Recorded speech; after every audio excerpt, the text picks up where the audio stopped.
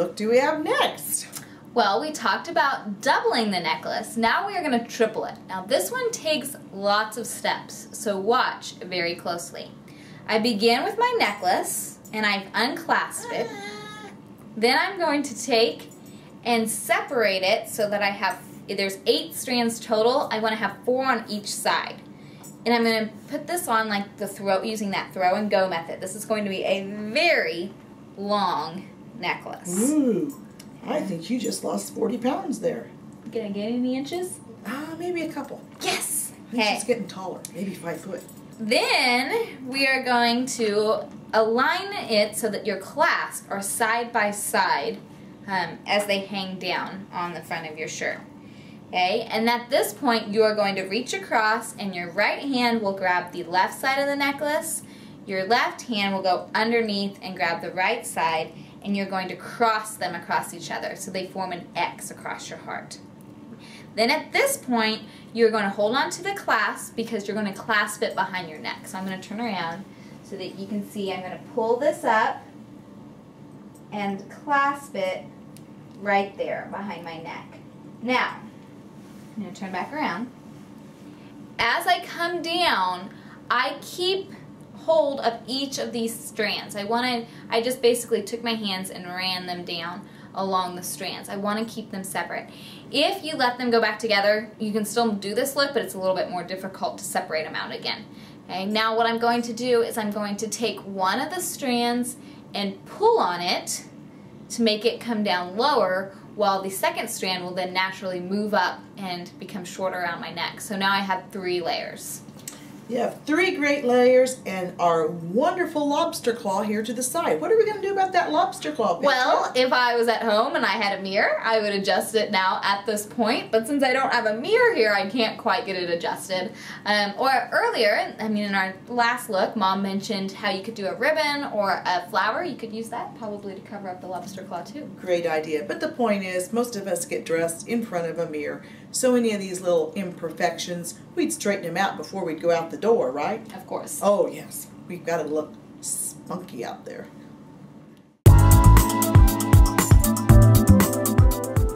You know, Kansas, Midway, USA, Wichita, Cowtown, this look is made for us. It's called the lariat. Now, I must say, this is one that you have to really make sure you have patience, because it's just a little bit on the advanced side. So Petra, who almost has her master's, you know, she's advanced. I bet she can master this, no pun intended, in just a minute. Let's see. Okay, so what you're going to do, I don't know about a minute, we have our necklace. You're going to unclasp it to get that really long look again, and you're going to split it into the 2 pieces, 4 strands on each side. Now sometimes, and as you watch me, I kind of am playing with it a little bit. As I do this, sometimes you have to let your necklace untwist as well. So then you're going to take it and you're going to bring the 2 clasps together in the center and put them around so that they are at the back of your neck. Okay. I'm putting on my necklace. Oh, that's my little girl. She's waking up. We'll see if she comes and joins us here soon. I'm putting on the necklace like a scarf. Okay, think of the winter time, how you would normally wear your scarf. And I have these open ends right here. I'm going to let one of the ends, it's okay, I got it. Okay. I'm going to let one of the ends hang down, and I'm going to keep this end open. I'm going to reach through and pull this end. She did it. Just like this, so that it comes through that part of the necklace. And I created that Y look again using a lariat. And one of the things we probably should have mentioned a little bit earlier, V-necks are the most flattering neckline a woman can wear. It naturally, in a V-neck, gives you that Y look. Now, we're kind of violating it because neither one of us have a V-neck on today, but as we continue to do these takes, not necessarily with the Manhattan necklace, but with other necklaces throughout our video journey with y'all, we'll make sure we get a V-neck on eventually. I really like this because, you know, the Wild West and the lariat, that just brings us back to Wichita, Kansas. Woohoo! Way to go, girl. Looking good. Yeah! Hee-hee.